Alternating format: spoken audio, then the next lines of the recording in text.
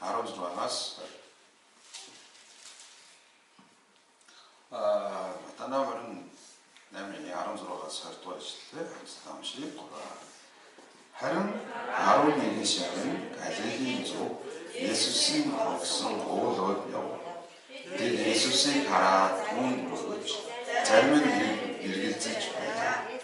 Есүс төгөж ирээд тэдэнд "Тэнгэр газар дээр бүх эрх мэдлийг надад өгсөн. Иймээс та нар яв. Бүх үндэснийг дарагдуулах эцэггүй хариуцсны нэрээр тэдэнд баптизм хүртээ.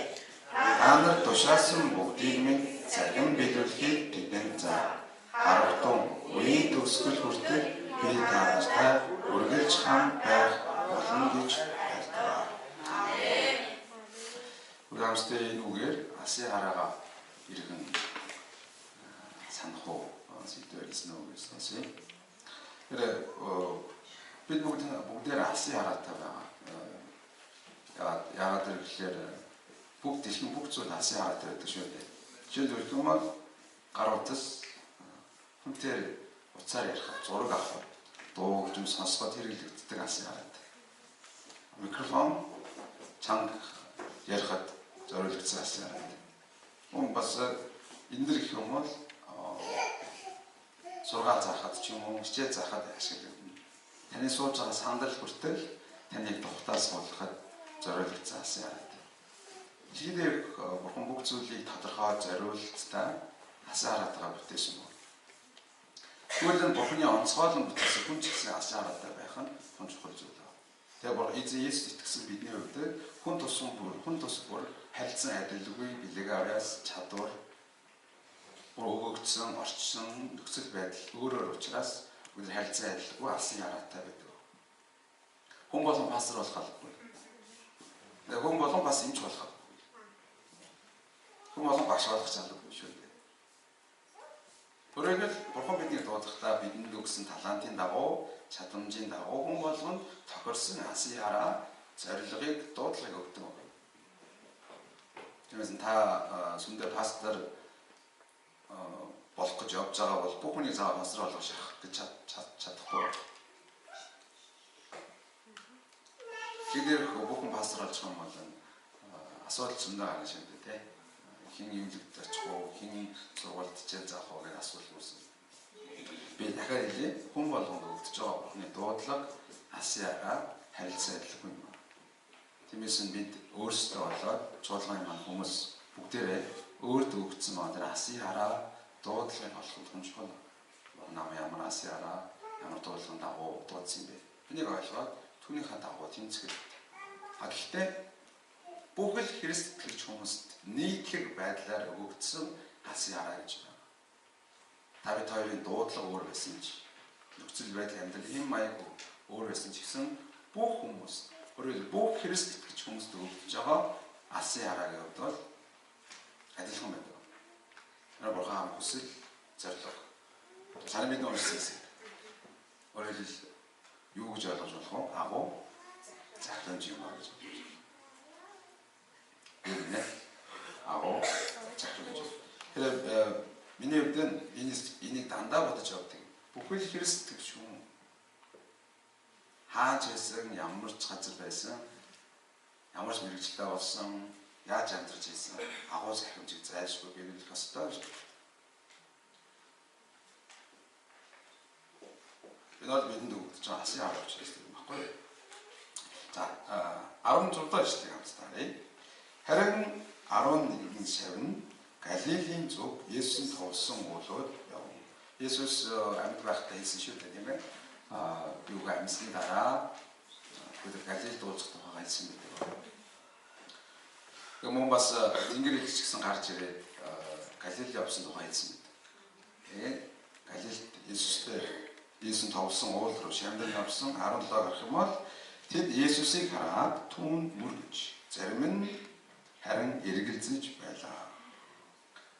Есүсийн шамнарч гэсэн бүгдээр итгэлийн лаг биш байсан гэдгийг харж болох юм.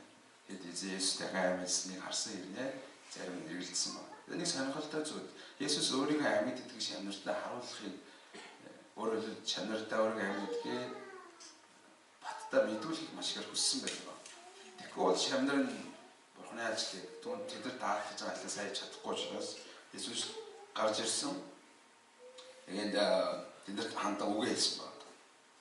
Одоо 19-р 18-аас ахуулаад 20 хүртэл агуу захирамжийг үнсэн хэсэг гарч байгаа шүү дээ. За. Уур амьсгалыг илүү гоё болгохын тулд хажуунд хэлэхгүй юу?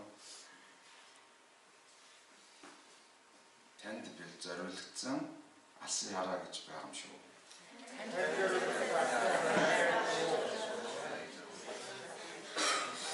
Агуу захирамжид угаа ярихаар итгэж хүмүүсүүд нийтлэг байдлаар ирдэг сэтгэл хөдлөл юу байдаг вэ гэхээр дарамт ирдэг. Яа. Том зүйл байж шүү. Хүн зүйл байж шүү. Агуу захирамжид угаа ярихаар тийм дарамттайгаар ойлгох нь жоохон сайн буруу юм байна.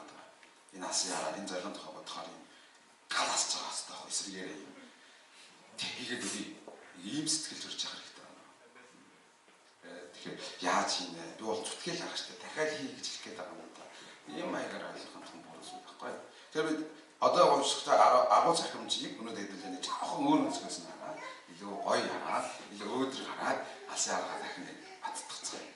Тэгээд зөндөө цүмээ үйлчлэл хийгээ яваад тэгээд гэр бүлтэй яг амьдраад явахаараа заримдаа яаж тааг гэхээр юуны төлөө амьдарч байгаа вэ? Яг юуны төлөө үйлчлж байгаа вэ? Ямар зорилгын төлөө үйлчлж байгаа вэ гэдгийг мартчих тохиол гараад ирдэг байна. Цөмд их удаан үйлчлэхээр бид заримдаа цүмээ үйлчлэн төлөө би амьдраад байна уу?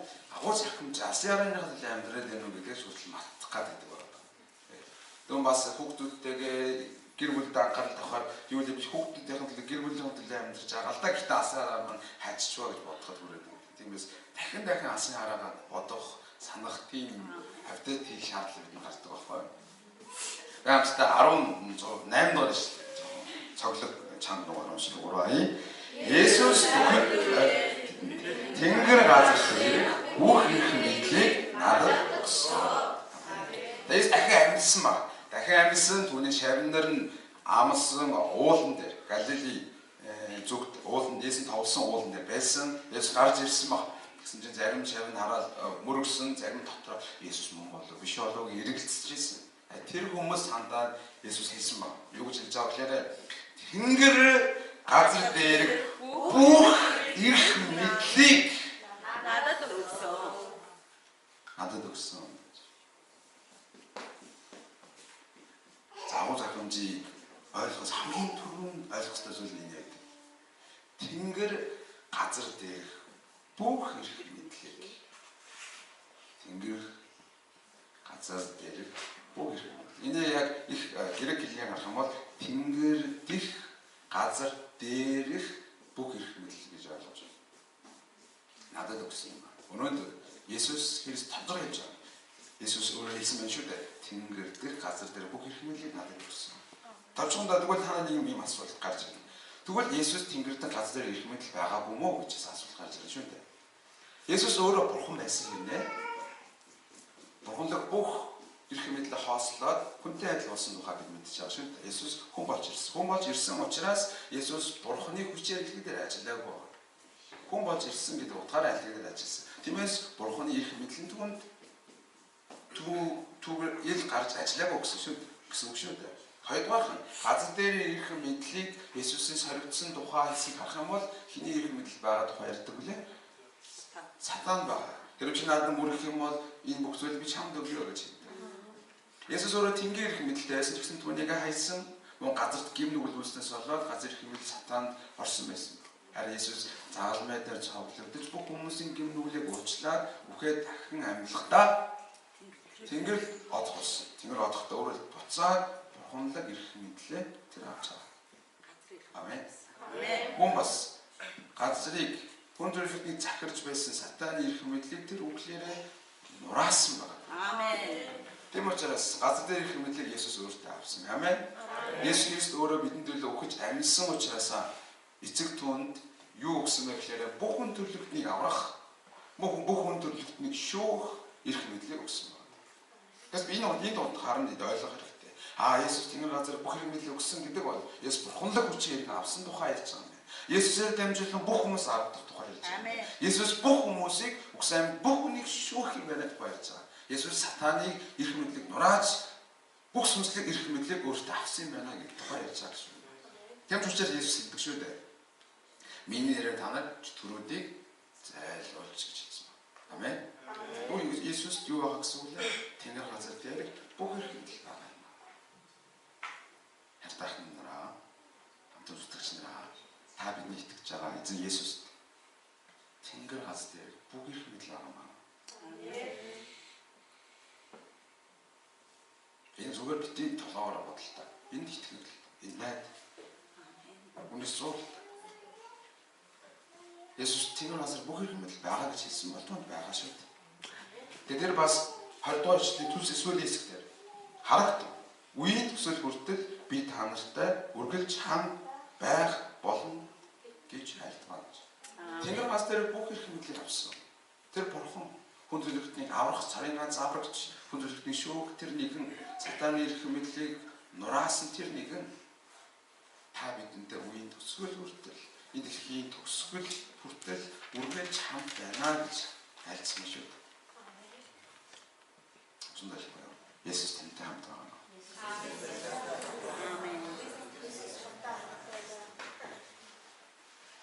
Есүс бидэнтэй хамт байна. Тэр Есүс маань болцох нэгэн биш.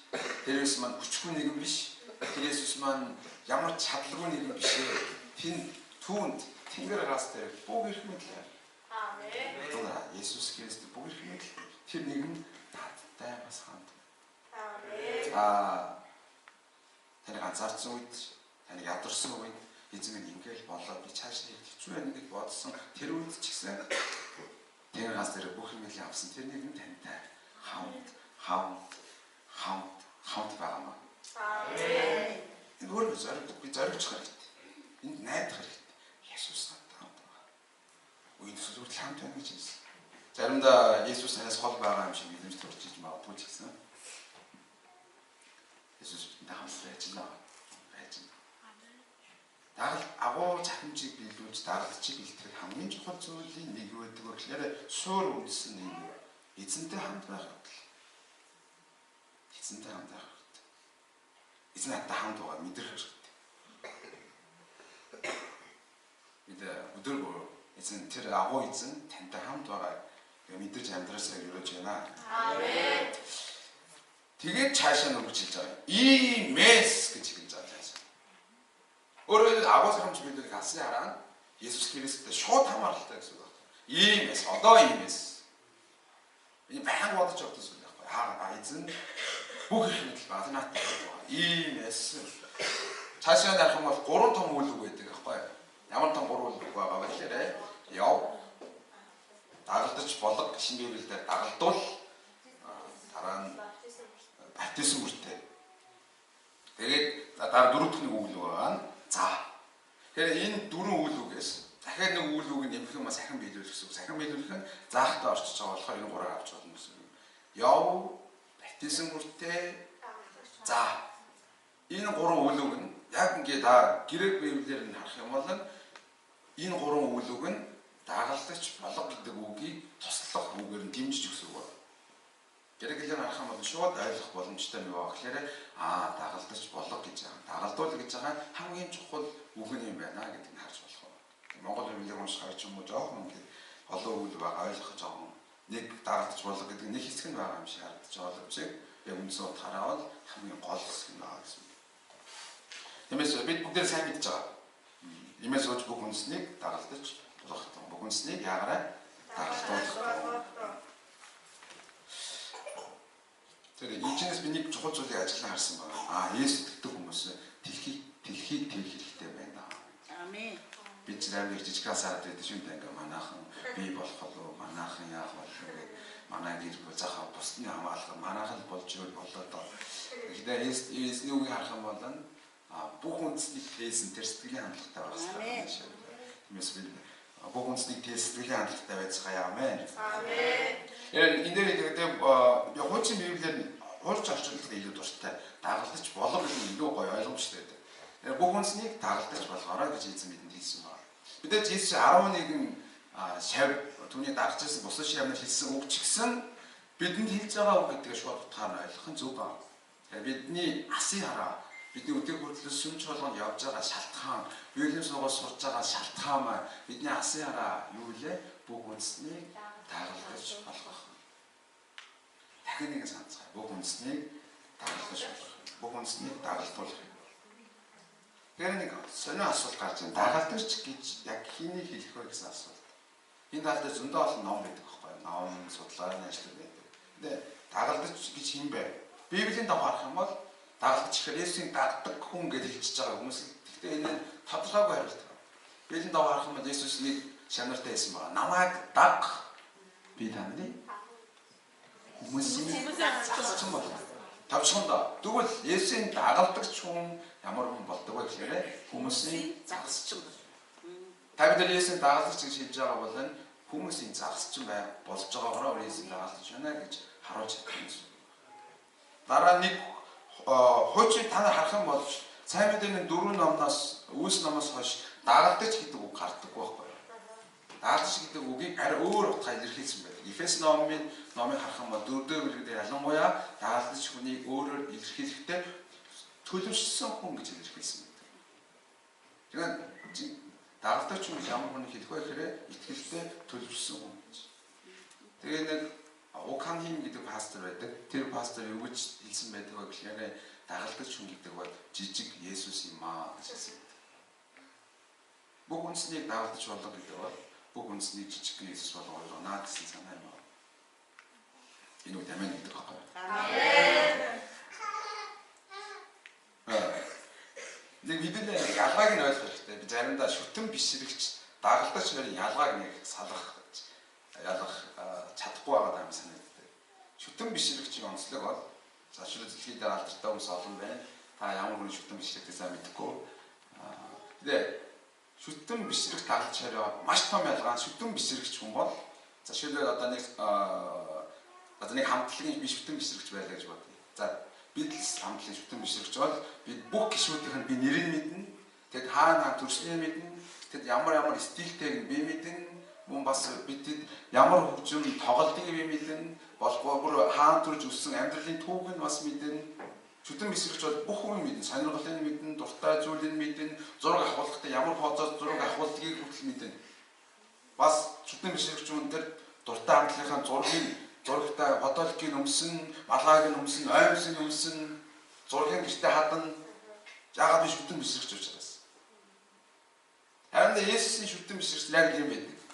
Загалмай зүүн Есүс гэсэн Facebook дээр Есүс тань хайртай шүү гэж бичиж тавина. Библи ингээд суханд авчруулаа явна. Гэтэ шүтэн бишрэгч дагалдагч маш том ялгаа юу гэхээр дагалдагч хүн шүтэн бишрэгчийн шүтэл биширдэг. Бүгднийг мэддэг ч гэсэн.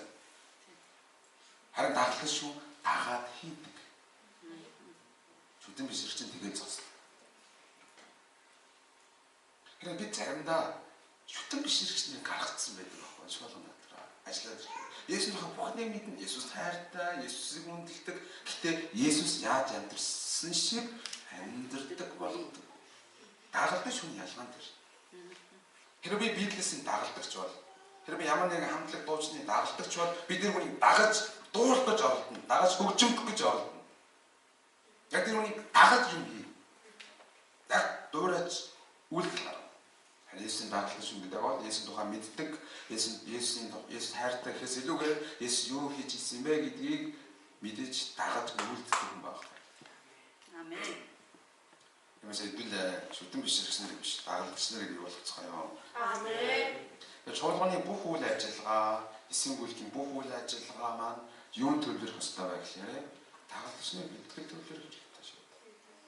Гэвч заримдаа юм хийгээ явж байхдаа нэрээ ингээд асаараасаа далийцсан байдаг. Заримдаа бид үйлчлэлийн төлөө үйлчлээд байдаг. Заримдаа бид хүний төлөө үйлчлээд байдаг. Заримдаа хин нэгэнд хүндлэхийн тулд үйлчлээд байдаг. Гэтэ бид юуны төлөө үйлчлэж байгаа вэ? Дагалдаж бэлтгэх төлөө. Амен. Тэгээд сүмийнхаа үйл ажиллагаа, символынхаа үйл ажиллагаа, өдөр бүр итгэлийн амьдралынхаа үйл ажиллагааны бүрийг дагалдаж бэлтгэхийн төлөө хөдөлгөцгөөе. Амен. Амен. Тэгвэл давтаж бэлтгэхэд бол 3 үйлдэл байгаа. Өдөрх нь ягараа. Яваарай. Имээс та нар яваа. Өдөрөөр дахин нэг бодож үзье. Дагалдаж бид бэлдэх нэр алсын харааттай билээ. Мөн алсын харааттай хүмүүс учраас бид эдгээрх нь явах хэрэгтэй юм аа. Зөндөө сонсч байсан л таа. Танд жоо дарамттай санагдаж байгаа юм эсвэл. Тэгээд явах хэрэгтэй юм. Бид юугаар явах вэ гэхээр нэгдүгээр нь сэтгэлээр явах нь зөв. Сэтгэлээр аль хэдийн явцсан хандлагатай байж биеэр явах шиг байна. Сэтгэлээр явах хэрэгтэй. Өөрөөр үйл итгэж хүн рүү хандсан, дэлхийн бусад үндэст рүү хандсан, явсан сэтгэлтэй бид байх хэрэгтэй байна. Надад их хэцүү санагддаг бас миний нэг алдаа засгаж оруулж байгаа нэг зүйл юу гэхээр чуулганд шинэ хүн ирэхээр бие болоод удирдлагч нар очиж мэдлдэг ба. Өө сайн байна уу? Эсвэл баяртай байна. Гой мэдлдэг. Гэтэ инглишчнэр маань нэг их тоодог. Танихгүй болох нэг их мэдлээд байдаг. Гэтэ тийм байж болохгүй. Чуулган бүгдээрээ явах хэрэгтэй учраас адаглаа эсийн бүлэг дотроо чуулган бүхэлдээ ямар нэгэн шинэ хүн ирэхгүй шинэ хүн төрүүлээд явсан сэтгэлийн хандлагатай байх хэрэгтэй. Жишээ нь өө сайн байна татамаар л ирсэн баярлаа. Хүн болгонд чинь хүндээ очиад байна. Агдвал чон шинэ хүнээр явах сэтгэлийн хандлагатай байх хэрэгтэй учраас. Тэгэхээр их гоё шүү. Мараад нэг шинэ хүн ирсэн байхгүй. Тэгээд тэр хүн чуулганд ямар хүн гэсэн их гоё байсан. Юу нэг гоё байсан гэсэн. Хүмүүс ирээд инглээд байсан. Гэтэ тэр залуу дараа нисэхгүй. Гэтэ нэг онцгүй болсон гэх. Юу гэдгсэн чинь намаа ингээд шинэ байхад хүмүүс амар гоё ингээд мэдлээд байсан. Жохоо удаад ирсэн чинь мэдлэгээ байлцсан шүү дээ. Тэгэхээр тийм чи зөв чи өөр очиж мэдлэлтэй гэж хэлсэн. Ямар ч тач шинэ хүн ирэхлээр бид мэдлээс тэр хүний хүлээн авах хэрэгтэй. Сэтгэлээр их хамгийн түрүүнд явах хэрэгтэй шүү дээ. Тэгэхээр нэг би нэг сүмд орчих үзье. Явж байгаа нэг удаа би нэг сүмд очихгүй юу? Өөр сүмд гэж байгаа. Угаасаа би чинь сүмд яваад орсон чинь нэг ах миний гарыг ингээд хоёр гараараа ингэж бариад тав өрөлгээд нэг гоё хэлсэн надад. Сайн тавтаа өрөлгээд нэг гоё ингэ сэтгэлээрээ хэлсэн. Тэгсэн чинь бүр өөр ирэхгүй миний сэтгэл ингээд амар гоё нээлтцсэн. Тэгээ би ахуйдаа ингэж мэдлэх ямар гоё юм бэ гэдэг тэр үед мэдэрсэн. Нэг настай ах байсан ч аа надаас настай. Тэгээ би тэр үед шинэ хүн ирэхээр ингэж мэдлэх нь чухал юм байна да гэдэг амар ойлгож авсан. Тэгээ банкны ч гэсэн адилхан шүү дээ. Тийм ээ би банкнд орохоор гоё мэдлэл гоё байдаг. Цайны газар гоё мэдлэл гоё байдаг. Тэгээ зарим нэгэн цайны газар худалдааны газар орохоор амнуу байна өөрөө бид гэсэн байдлаас осож байхаар уурыг гараа авчихдаг шүү дээ. Тэгээ би шинэ хүмүүс рүү үйл итгэж хүмүүс тэгэхээр явсан сэтгэлийн хандлагатай байх юм чухал байна. Чуулганаа ч гэсэн тийм болгоцгаая. Амен. Амен. Эсвэл хүмүүсээр энэ цухагаас заацгаая. Амен. Амен. Бид сэтгэлээр явна. Дараа нь бид залбирлаараа явна. Тэр үнийг өгөөч. Энэ үндэснийг өгөөч. Баян залбирлаараа явна. Тэгээд дараа нь бид биеэр явна. Сэтгэлээрээ явж чадчих байгаа хүн залбирлаараа явдаг. Залбирлаараа явж чадчих байгаа хүн биеэр явна шүү дээ. Шууд гараад яваараа гэхээр чинь хэцүү шүү дээ.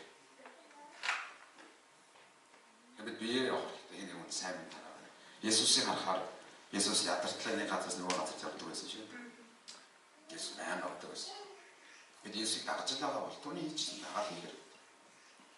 Паул явж ч гэсэн байнга явдаг байсан. Зөндөө олон аюул туулж ирсэн дахин явсан байсан. Даалж бэлдэх 3 үйл үг хамгийн ихний үг л хамгийн хүнд бөгөөд хамгийн чухал. Явах. Сэтгэлээрээ залбирлаараа биеэрээ явцгаая. Би бас өөртөө хэлж байгаа юм. Би бас танд бас хэлж байгаа юм. Эзэмнүүд бидний ч гэсэн сануулж байгаа болж байна. Явцгаая. Нэг хайнчоога пастор гэдэг байхгүй. Тэр хүн санаад их гоё хэлдэг. Гоо гэж хэлдэг. Маш хүчтэй. Маш олон хүмүүс их тэрнээс хөтөлт авдаг байхгүй. Тэр пастор өөр илгээлтэй маш анхаардаг пастор учраас явцгаая. Гоо гэж орилаа цагаан цаана. Тэгээд ч болгоноос маш олон илгээлт хийсэн гарсан шин. Тэгээд тэрний нэг багш. Юм багш нэр. Явах хэрэгтэй. Явж ийж сайн мэдээ. Сайн хачин зүйл тохиолдсон чинь. Чуулганда урьд авчирт, урьд сайн мэдээ ярьж байгаа ч гэсэн явж байгаа нэг хэлбэр шүү. Ямар ч тааш ямар нэгэн байдлаар. Тэгээд надад их мундаг санагддаг нь хайр цуглааны хүмүүс хагас өдөр болгон явдаг номгон. Тэгээд хөдөл рүү ерөөрөө 7 хоног болгон явж ямаргүй байхгүй. Хэдэн цагаар явна гэж. Унагаар амраг байж. Ингийн хүмүүс чинь тэгээд ганц хоёр удаа явж байгаа л яшиг шиг болж шүү дээ. Тэгээд шантаргүй явж байгаа юм үнэхээр дотроо яа мундаг байна даа гэж боддог. Бид явсаар хэрэгтэй. Явцгаая. Аамен. Хүн ирээд эзэмийн надад хүн гэж бисэн бүлийг байгуулмаар байна гэхгүйгээр та төрүүлэх хэрэгтэй залбирч байгаа бас явах хэрэгтэй. Библийн сургуульд байгаа хүмүүс хүн болгон бисэн бүлэгтэй агаасаа гэж маш их хүсэж байгаа. Аамен. Яагаад энэ чинь бидний гол зорилго шүү. Дараагийн нэг гоё сонирхолтой юм байгаа ч гэсэн одоо интернетээр бас явж болно би. Интернетээр бид гэртээ сууж аал явж болно. Интернетээр сайн мэдээ ярьж болж байна. Интернетээр цааш гисэн хитэй пастор ирээд интернетээр энэ дижитал аргаар сайн мэдээ ярих талаар уриаллаад явсан. Маш гоё зүйл. Гэтэ би харамсаж байгаа нь харамсаад байгаа нь интернет руу YouTube руу ороод юм хайхаар гаж урсгалын юм их гарч ирнэ. Ялангуяа сүүлийн төгс үчиг болохны болгон гэсэн гаж урсгал. Тэр гаж урсгалын зөндөө олон бичлэг кино явж уул нь бид эзэцлэх хэрэгтэй байсан чинь. Ямар ч интернетээр орчин ч гэсэн бид сайн мэдээ ярих боломж байна. Учраас эдгээр явцгаая. Амен. Дараа нь үлээ эцэггүй арьс усан нэрээд идэх баптизм. Баптизм бол ойлгомжтой тийм ээ. Эзэн Есүсийн үхэлтэй оршуулгатай амьдлалтаа нэгдэж байгаа үйлдэл шүү дээ. Яаж баптизм хүртээ. Ямар хүн баптизм хүртээж байгаа гэхээр Есүс юуны төлөө үхснийг, Есүс юуны төлөө оршуулгадсныг, Есүс юуны төлөө амьсныг мэдэж байгаа хүн. Тэр хүн баптизм хүртээж. Баптизм хүртэх энгийнээр ойлгоогүй та бид бичлэн хүртэхгүй пастор маань тохирсон цагтаа яг тодорхой хугацаанд баптизм хүртээж байгаа ч гэсэн баптизм хүртэхэд энгийнээр ойлгох юм бол Есүс Христийн сайн мэдээ сайн ярьж өгөөрэй гэсэн үг шүү. Явлаа. Есүс Христийн сайн мэдээг ярьлаа гэсэн. Тэгэхээр нэг удаа Филипп Этиопийн тайган сайн мэдээ ярих уу? Этиопийн тайган би баптизм хүртэж болохгүй юу гэж асуухад хэрвээ чи бүх зүйлээр итгэсэн бол баптизм хүртэж болно гэж. Тэгээд Есүс бол Бурхны хүн Христэд би итгэж байна гэж хэлээд баптизм хүртдэг шүү. Баптизм хүртэхээр маш зүгээр Есүс юуны төлөө өгч амьсан тухай маш тодорхой ойлгомж өгөөрэй гэсэн сан. Тэгэх юм бол баптизм хүртэх боломжтой. Гэтэ нэг харамсалтай бас нэг би өөрөө алдахгүй өмнө зөндөө алдаа дахиж алдахгүй байх хичээж байгаа нэг зүйл юу вэ гэхээр баптизм хүртэж байгаа хүн юунд итгэж байгаагаа ойлгоод баптизм хүртэх хэрэгтэй. Зүгээр нэг сүм баптизм хүртэх ёслол болж байгаа учраас тэнд яваад орчих байгаа тийм байж болохгүй. Баптизм хүртэж байгаа хүмүүс чинь баптизм хүрснийхаа төлөө өмнө нь ухдаг байсан байхгүй юу? Баптизм хүртэхдээ инээс болж ухсан ч байсан хамаагүй баптизм хүртээ гэж сэтгэл хандлагатай байдаг байсан. Ийм үн цэнтэй зүйл шүү. Тэгээд заримдаа шингийн ягаад нэг юм ойноо гарч ирсэн баг. Зарим сонссон баг. Нэг имээ сүмд явж байгаа. Зөндөө удаа явсан баг. Тэгээд зөндөө олон суугаад тэгээд баптизм хүртэхээр болоод пастор нь баптизм хүртээгээд тэр бүтсэн өдөр бүүн баяргаар болсон. Дараагийн 7 хоногоос тэр имээ ирэхээ болчихсон баг. Тэгээд пастор нь юу болж байна гэж бодож байгаа хэдэн сарын дараа таарад уулзаад хүү инээ минь юу болчихвоо. Ягаас үндэ ирэхээ болчихвоо гэсэн чинь имээг хэлсэн хариулт нь би танаас өмнө чинь төгсчөөгүй юм уу? Би сүмээ төгсчлөө гэж бодоод тэгээ очиагүй шүү дээ гэж. Та инех хэрэгтэй шүү дээ. Инээдтэй байхгүй юу? Гэдэг ийм зүйл боддоор болсон байгаа байхгүй юу? Ингэж болохгүй. Сүм төгссөн гэж байх юм дээ. Сүм төгссөн. Хонхны баяр хийсэн юм шиг байна. Би юу ойлголттой яаж байгаа. Эдэл ойлгомж хэрэгтэй. Юу гэж тэгж байгаа. Тэгээд баптизм хүртсэн. Есүс юуны төлөө өгч юуны төлөө амьлуулагдсан. Есүс нүглийн уучлалын төлөө юу хийсэн? Тодорхой ойлгоод тэгээд баптизм хүртсэн. Аамен. Түнсэн хайдвархан сайн мэдээг мундаг сайн ярьцгаая. Аамен. Гой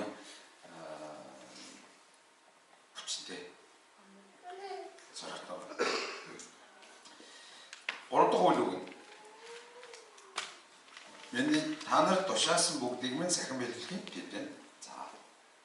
Дагаж бэлтгэхийн төлөө нэгдүгээр нь яваараа, хоёрдугаарх нь баптизм мөрдөө, гуравдугаарх нь дагаж болохын тулд бидний зүгээс хийх ёстой зүйл юу байх нь? Заах. Тиймээс Есүс гэж байгаа бидний хувьд заах чадвар суралцах хэрэгтэй байна. Гэхдээ эзэн хэлэхдээ тушаасан та тушаасныг тэгвэл Есүс юу тушаасныг л заана гэсэн үг байна. Яг энэ дээр нэг онцлог хэлмээр байгаа нь та юу мэдэрснээ заах биш. Тэр пастор юу хийж байсныг заах биш. Есүс юу хийж байсныг заах. Заримдаа бидний алдаа нь пастор удирдагч маань хин энэ дэс хин нэг номлогч юу хийснийг сонсчоод хүний тийм байх гэж заах гэдэг нь заримдаа алдаа болдог. Тэр заал яг Библийг үндэслэсэн үү? Тэр заал яг Есүсийн өмнө байсан уу гэдгийг анхаарах хэрэгтэй. Тэгээс бид үгийг сонсохдоо, сургаалыг сонсохдоо, номлыг сонсохдоо, багш нарын хичээлийг сонсохдоо анхаарах хэрэгтэй нэг чухал зүйл Есүсийн заавар мөн. Яг Библиэр үг мөн. Яг энэ дээр ийм утгаар байсан биз. Энэ яг түр ярьж байгаа юу? Энийг сонсоод яриад юм байна гэж баталгаажчих юм бол ярих хэрэгтэй. Заахтаа нэг гой заагаар гэсэн байна. Жинхэнэ заалт бол юу бий болгодог вэ? Захин биелүүлдэг. Есүс цагаараа. Тэгээ миний ч гэсэн их хичээдэг алдахгүй байх хичээж байгаа гэдэг чухал зүйл. Нэг хичээж юм хичээл заагаад заачаад би заацсан. Нөгөө би сурцсан гэдэг. Гэтэ тэрийг сахин биелүүлж чадахгүй бол зураагүй яана гэсэн үг байна. Нөгөө хүн сайн заагаагүй байна гэсэн үг. Дахиад заагаас орохгүй байлаа. Хамгийн аюултай нь сахин биелүүлэхээр сурж явсаар хагаад нурах. Энэ хамгийн аюултай. Энэ хүн тийм хүмүүс зөндөө аваад учраас хэдүүл анхаарах хэрэгтэй гэсэн. Тиймээс бид Библийг сурж байхдаа шалтгаан яагаад сурж байгаа гэхээр Есүс юу тушаасныг тэр бүх тушаасан бүгдийг мэдэж авах нь тийм шиг гэж юу? Мэдэж авсан бүгдийг бид яах вэ? За. Тэр хүн яадлан заана? Цахим биелүүлэн заахын тулд та яах ёстой гэсэн үг байна. Цахим биелүүлэх. Тэгэхээр энэ бас амаргүй даа. Зэсийг хэрэгтэй. Өөрөөр Есүс юу айлдж байсныг Библиэлд юу байгаа гэдэг авах болгондоо, унших болгондоо, сурах болгондоо дотроо оруулаад тэгээ захин биелүүлчээ. Тэгээ нөгөө хүндээ захин биелүүлэхийг заа. Би нэг удаа хичээл зааж байхдаа хэлсэн шүү дээ, тийм ээ. Сонссон зүйлээ заах нь гинэ гэсэн үгийг тэр хүнд өгдөг гэж. Хэрэгжүүлсэн зүйлээ заана гэдэг юмаа гэсэн мессежийг тэр хүнд өгдөг. Амен. Захин биелүүлэхийг заах хэрэгтэй болох нь. Тэгвэл нөгөө хүн шууд утгаараа ойлгож авч хэрэгжүүлэх боломжтой болно гэсэн. За хэдүүлээ яагаад үгнэ. Өнөөдөр энэ үлөө дахин нэг асар байдлаа саналаа тийм ээ. Die зорилго бол бид хэрэгсэлтгэж хүмүүсийн хувьд бидний сургуулийн оюутнуудын хувьд амьдрах байгаа нэг том шалтгаан бол бүх үндэснийг яах бидний бүх үйл ажиллагаа юунд төвлөрөх хэрэгтэй вэ? Тагалдаж бэлтгэх зөвлөж байгаа бүх үйлчлэл. Тагалж бэлтгэхийн тулд нь 3 үйлэг ярих нь. Цай, сахан, эсвэл чамаархан. Заахтаа яах юм? Тиймээс хэдүүлээ хүн зааж байхдаа бай бодох хэрэгтэй байна. Маань миний зааж байгаа энэ хүн сахин биелүүлж байна. Сахин биелүүлж ивэл би сайн зааж байгаа юм байна. Үгүй бол дахиад заах хэрэгтэй байна. Манай сумын нэг охин нэг хүн энийг уулз. Нэг хичээл заасан байхгүй нэгээрээ уулзаа. Нөгөө хүн ойлгохгүй гинэ. Тэгээ баг 4 хоногийн турш нэг сэдв ярьсан байна. Тэгээд одоо их баялсан юм болж байна. Тэр хүн зарим хүн бол ойлгохгүй байхад 4 хичээл зааж шүү дээ. Тэгээд тэр нэг хичээлийг ойлгохтол зааж авралын баталгаа гэж зүйл. Тэгээд тэр хүн дараа нь тэр хүн сайн явна шүү дээ. Учираас энэ хандлагыг зааж. хамтдаа залбирцгаая.